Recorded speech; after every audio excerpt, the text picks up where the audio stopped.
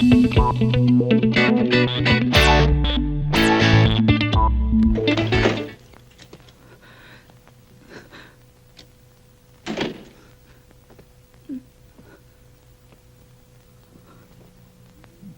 kita. Pinalamong kita.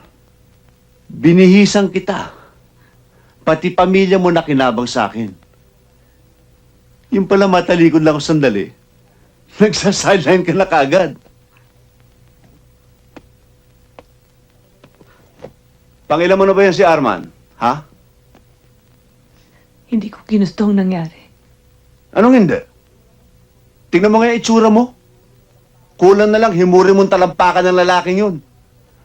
Alam mo, hindi ko malaman kung maaawa ko o masusuka ako sa'yo. Tao rin ako. Aaminin ko. Binili mo ko. Pati kaluluwa ko, inangkin mo na rin. Pero hindi yun sapat na dahilan para pigilan mo ang nararamdaman ko. Mabuti pa. Hakuti mo na lahat ng mga damit mong dinala dito sa bahay na ito. Walang lalabis, walang kukulang. Kung anong binitbit mo papasok dito, yun din ang hahakuti mong palabas. Huwag ka na magmakaawa. Mag-aaksaya ka lang ng laway. Sige, lumayas ka na.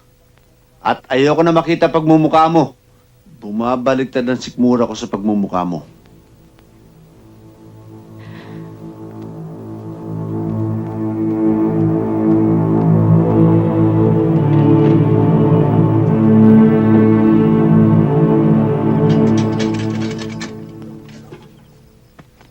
Miss! Wala si Aling Shoni. Bakit? Tinakbo sa ospital ang bata kanina. Ha? Saan? Sa ospital? Teka, alam ni Mrs. Corpus, siya ang kausap ni Aling Shoni kanina para kumuha ng damit. Jamie? Saan ka na naman ang galing? Hayop na babae ka. Amy? 2 araw ka na namin hinahanap. Bakit? Anong nangyari sa anak ko? Tinatawagan kita ng isang gabi. Walang sumasagot. Nataranta na kami. Gustuhin man namin dalhin yung anak mo sa espesyalista sa puso. Hindi namin magawa dahil wala ka. Ate, kailangan natin dalhin si Jamie sa isang espesyalista. Wala ditong doktor na makakayang gamutin sa kanya sa puso. Eh bakit kasi hindi pa kayo kumuha ng espesyalista? Ano ibabayad namin? Ngiti? Ate, kailangan natin ng pera. Ayaw naman nilang galawin ng bata hanggat wala tayong napapakitang pambayad. Teka, sandali. Kailangan ko muna mag-isip. Sandali Oh, saan ka na naman pupunta? Nandinismatcha ka na yung padrino, tsaka ka babalik sa akin. Nang ginarahe ka na Mrs. Santa Maria, naalala mo ba kami? Wala na akong oras na makipagtalo sa'yo. Katulad ng sinabi ko sa'yo kanina, kailangan ko ng pera. Inutangan ba kita nung gumugulong ka sa pera? Ni hindi mo nga naalala magpadala kahit man lang thank you card.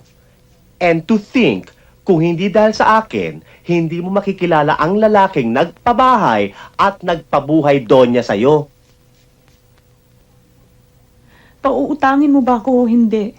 Kung gusto mong kumita ng pera, magtrabaho ka. Ayoko na. Ernest, ayoko na bumalik doon.